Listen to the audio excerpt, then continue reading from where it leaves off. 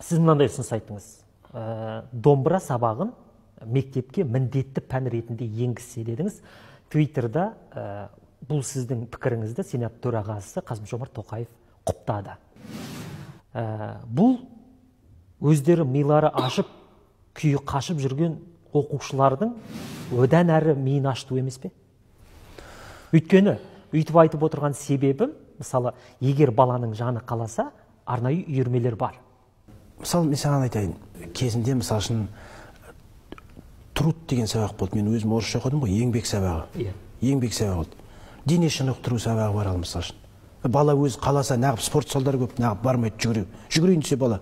Жоқ, ол жерде физиология ғой. Баланың денесі қалыптастыру. Мысалы үшін, жаңағы трудты еңбек сабағы бар. Бала енді неғылса еңбектен көп пе, бар да өзі істесін, бір нәрсені тапсын да, ағашты неғылсын, қыздар иінемен жіп бар үйде, соны тіксін. Үйте беретін болсақ, біз қазір көп ондай мысал келдіріп отырсақ. Зачем математика бізге? Математика қазір частный мектептер бар, сол жерге барып үйренсін. Ағылшын пәніне керек. Қазір толып отырған ағылшын курстар бар, соған барып үйренсін деп отыра беретін болсақ, онда ешқандай не жоқ. Сен Кавказ халықтарын алшы.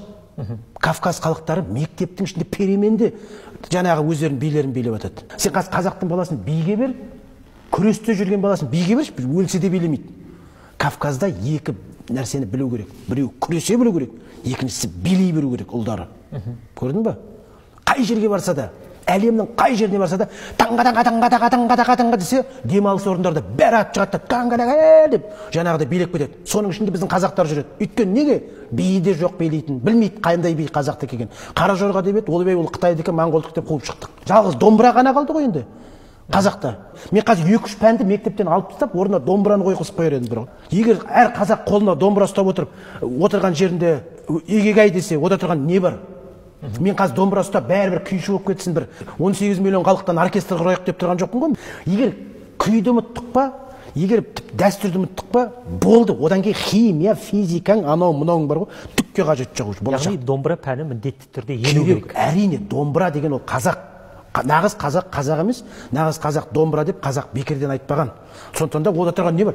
45 минут бір сабақта домбыра сабағы деп жаңағыдай алып ойнады да қайтадан қойып бәрібір сол 45 минут сол бала телефонда отырады. Енгізуі мүмкін. Әрине, әр мектеп өзің ойлашы, Америкада флешмобтан тағы бірдеңеден жарысы, балдардың идеологиясы ғой, аналардың жарыстыру. Қазір флешмобпен жарыстырады, басқа дым жоқ, немен жарыстырады? Басқа жарыстырайын десе ештеңе жоқ.